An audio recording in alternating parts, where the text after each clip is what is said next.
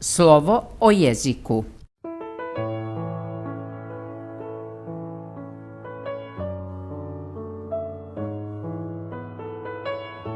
Serijal o crnogorskom jeziku počinjemo slovom š, čije je uvođenje u pravopis kao i uvođenje slova ž izazvalo što pozitivne, što negativne reakcije.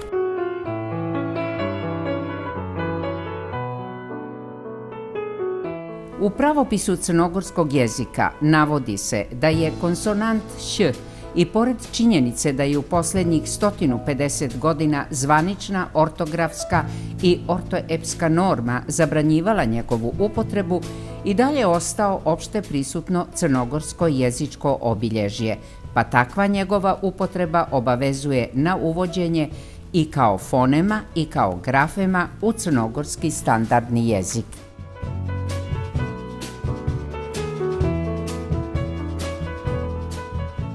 Fonem š u crnogorskom jeziku dvojakog je porijekla.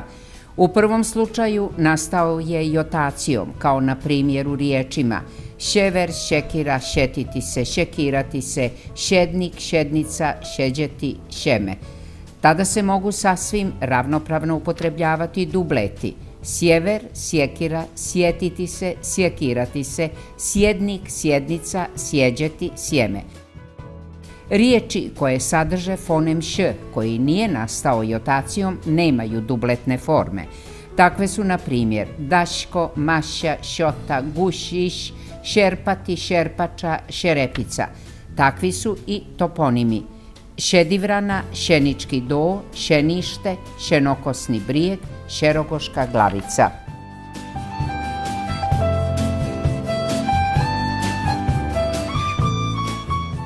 Suglasnik š nije novo slovo u crnogorskom jeziku, iako je bilo pokušaja da ga predstave. Naprotiv, slovo š jedno je od glavnih obilježja crnogorskog jezika, koja ga razlikuju od ostalih štokavskih standardnih jezika: srpskog, hrvatskog i bosanskog.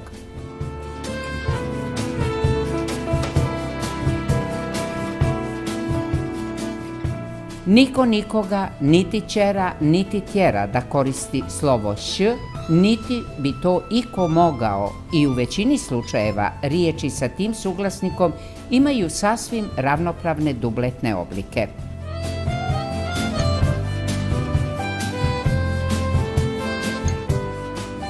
Zabluda je da je konsonant š silom uveden u standardizovani crnogorski jezik.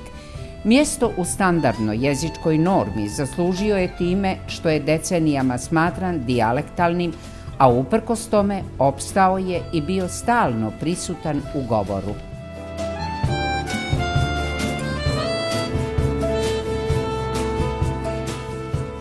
Valja podsjetiti da se novi crnogorski pravopis zasniva na principu piši kao što zboriš, a čitaj kako je napisano. A u Crnoj Gori slovo š upotrebljava se od davnina. Šedite i šetite se. Koliko ste puta čuli stare ljude da za nekoga kažu da je paša Milet ili paša Pogan, ili da podviknu na unuče: smiri se, ne šerpaj. Nije li veoma čest izraz da je nekome upala šekira u med? Jeste li nekad čuli da roditelji, na primjer, savjetuju djeci da se toplo obuku kako bi se zaštitili od sjevernog vjetra, ili kažu: obuci se toplo, duva šever? A gdje su svi oni nadimci kao maša, daša, šota, šole? Bezbroj je primjera. Iša!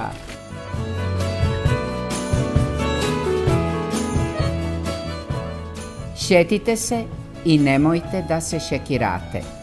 Budite dosjetljivi, organizujte šednik i zabavljajte se. Pozovite daška, mašu, šola i ostale. Razgovarajte o šedivrani, šeničkom dolu, šeništu, šenokosnom brijegu i šerogoškoj glavici. Ili o Sjevernoj Americi, ako vam je milije. Pričajte sa svojim prijateljima na svom jeziku. Bitno je da sjedite ili sjedite zajedno, a razumijećete se svakako.